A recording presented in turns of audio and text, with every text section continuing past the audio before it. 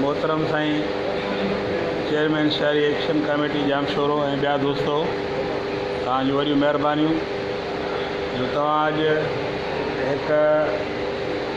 प्यारे साथी जंहिं पंहिंजी सॼी ज़िंदगी सची सहाफ़त ऐं इबादत जे उसूल ते गुज़ारी जाफ़र मेमून साहब ऐं जंहिं सच साबित करे ॾेखारियो त जो सच मचाए मच सो मच वरी शइ आहे उहो उन उसूल ते क़ाइमु रहियो ऐं सॼी ज़िंदगी उहा सची सहाफ़त कंदे गुज़ारी। अॼु ही मेड़ बि इहो उनजो सबूत आहे साईं जेका ज़िंदगी गुज़ारी उहा उसूल ते गुज़ारी,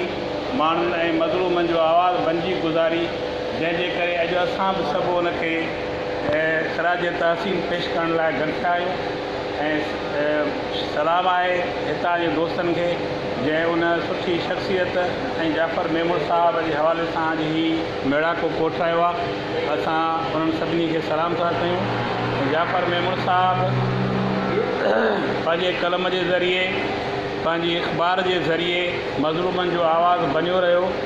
ऐं उहो आवाज़ु सॼी सिंध में ॿुधो वियो ऐं उन खां पोइ काफ़ी जेको आहे उन जे आवाज़ खे लबैक चई ऐं सिंध अख़बार में आया ऐं उहे बि जेको आहे जाफ़र मेमून साहब जी पैरवी कंदे अॼु ताईं उन जा साथी बणियल आहिनि, उन्हनि जो हक़ अदा कनि पिया ऐं जेकी बि सहाफ़त कनि पिया ऐं उहे इहो ई था चवनि त असां जेकॾहिं साईं जाफ़र मेमून साहब वांगुरु सुठो किरदारु अदा कंदासीं त असांखे बि यादि कयो वेंदो। साईं जाफ़र मेमून साहब खे अॼु असां ख़राज तहसीन था पेश कयूं ऐं उन लाइ दुआ आहियूं त अलाह ताला उनखे पंहिंजे जवारे रहमत में जॻह अता फ़रमाए। तव्हां दोस्तनि जी वॾी महिरबानी।